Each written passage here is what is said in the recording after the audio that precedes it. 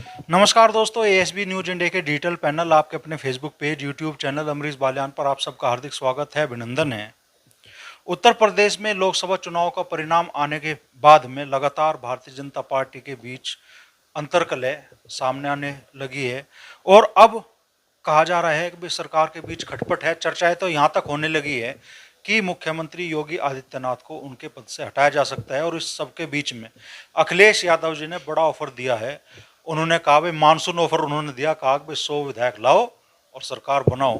क्या वास्तव में योगी सरकार के अंदर सब कुछ ठीक नहीं चल रहा है? क्या वास्तव में इन खबरों में दम है कि योगी आदित्यनाथ जी को मुख्यमंत्री पद के से हटाया जा सकता है, किसी नए चेहरे को या दूसरे चेहरे को मुख्यमंत्री बनाया जा सकता है? उसी बारे में चर्चा करने के लिए हमारे साथ मौजूद है प्रदेश सरकार में कैबिनेट मंत्री अनिल कुमार जी। तो मंत्री जी, बड़ी तेजी से चर्चाएं चल रही है कि योगी आदित्यनाथ जी को मुख्यमंत्री पद से हटाया जा सकता है, क्या कहना चाहें? विपक्ष के लोग ही कह रहे हैं इस बात को, और तो कोई नहीं कह रहा। खुश हो रहे हैं कह के इस बात को कि भाई हम 100 विधायक इधर भेज देंगे। अरे भेज दो अपने विधायकों को, क्या दिक्कत है? हमारे पे 235-40 हो रहे हैं, 100 और हो जाएंगे, 300 350 हो जाएंगे। अगर आप लोगों को इतना ही शौक है समाजवादी पार्टी के लोगों को हमें समर्थन देने का, तो समर्थन दे दें, क्या दिक्कत है? सरकार 5 साल चलेगी और आदरणीय योगी आदित्यनाथ जी मुख्यमंत्री हैं, वही रहेंगे। ये सब भ्रामक खबरें जो है विपक्ष के द्वारा प्लांटेड चलाई जा रही। देखो, कोई ऐसी बात नहीं है, ना कोई ऐसी बात कहीं है। समीक्षा हो रही है, समीक्षा में जो है सभी बातें उठती हैं। समीक्षा हो रही, समीक्षा के मायने ये मुख्यमंत्री हटाने से क्यों निकाल रहे, जब कोई विषय ही नहीं है ऐसा।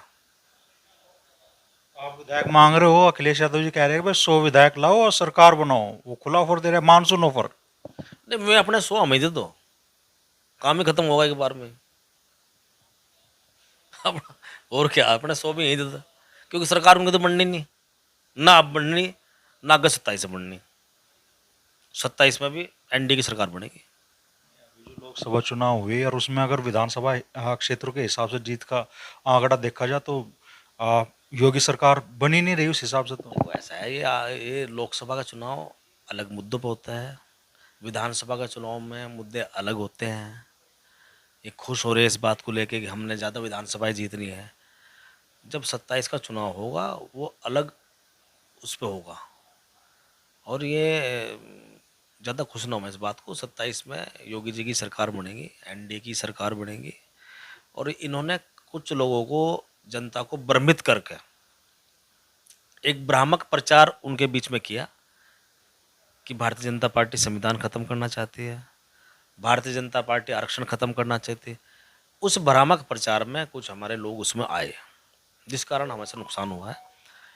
पिछले 10 साल से केंद्र में मोदी जी की सरकार है और पिछले 7 साल से योगी जी की सरकार, भारतीय जनता पार्टी की सरकार उत्तर प्रदेश में है। क्या कहीं कहीं आरक्षण पर आँच आई, या कहीं कोई संविधान को बदलने की कोई बात आई? कोई बात नहीं आई।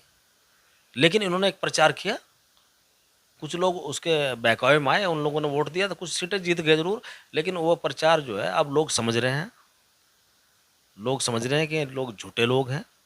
पिछले 10 साल में कुछ नहीं हुआ, 7 साल में कुछ नहीं, ना आगे भविष्य में होने जा रहा है। इस देश के संविधान को कोई भी सरकार खत्म नहीं कर सकती। और सरकार समाजवादी पार्टी की कभी बनती नहीं, सेंटर बनने की नहीं, कांग्रेस की बने, समाजवादी वाले समर्थन दें। जब कांग्रेस सरकार होती है, किस तरह धज्जियां उड़ाते हैं संविधान की। समाजवादी के समर्थन से सरकार थी जो 2014 तक चली। समाजवादी पार्टी के ही एमपी ने रिजर्वेशन इन प्रमोशन का जो बिल था उसे फाड़ने का काम किया था। और देखो समाजवादी पार्टी कमाल, देखो कि समाजवादी पार्टी ने दलित समाज के एमपी से वो रिजर्वेशन बिल फड़वा दिया। तो कितने घोर विरोधी हैं आरक्षण के। 25 जून 1975 को इमरजेंसी लागू हुई, क्या उससे बड़ा संविधान पर हमला हो सकता है? तो आज ये संविधान की बात करते हैं, बाबा साहब की बात करते हैं।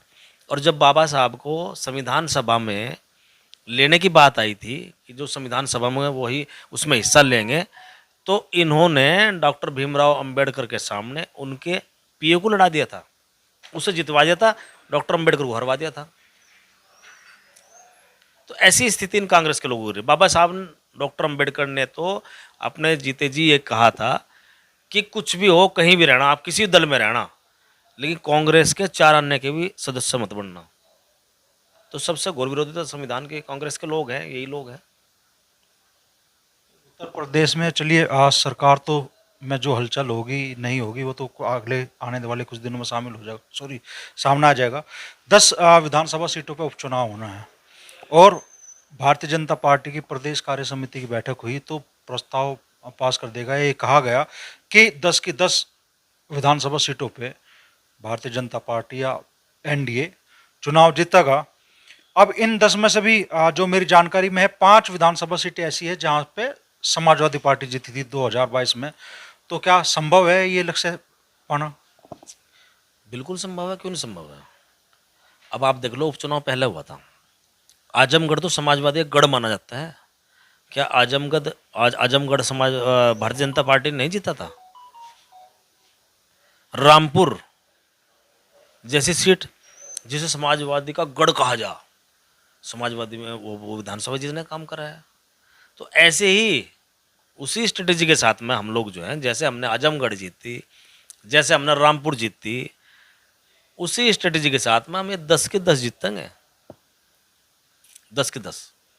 जब रामपुर जीती तो मतलब कैसे जीती थी? आप लोगों ने कुछ और ही बात कही थी, तो जो रामपुर वाली नीति है वही लागू होगी क्या 10 की 10 विधानसभा सीटों? नीति क्या लागू होगी, पर सीट हम ही जीतेंगे। लोग वोट देंगे, जो उन्होंने भ्रामक स्थिति लोगों के बीच में पैदा करी उसे खत्म करेंगे, लोगों के बीच में जाएंगे। आदरणीय माननीय मुख्यमंत्री योगी आदित्यनाथ जी ने 30 लोगों की टीम बनाई है, 10 लोगों की जिम्मेदारी कैबिनेट स्तर के मिनिस्टरों की प्रभारी के रूप में लगाई है और 2 उसमें उनकी साथ में सहयोगी मिनिस्टर लगे हैं। तो 3-3 लोगों की टीम हर विधानसभा बनी है। तो मेरी भी जिम्मेदारी यहाँ पुरकाजी विधानसभा एज ए प्रभारी लगाई है। तो हम लोग लग रहे हैं, पूरी विधानसभा का पूरा परीक्षण हम लोग कर रहे हैं और एक स्ट्रेटेजी तैयार कर रहे हैं।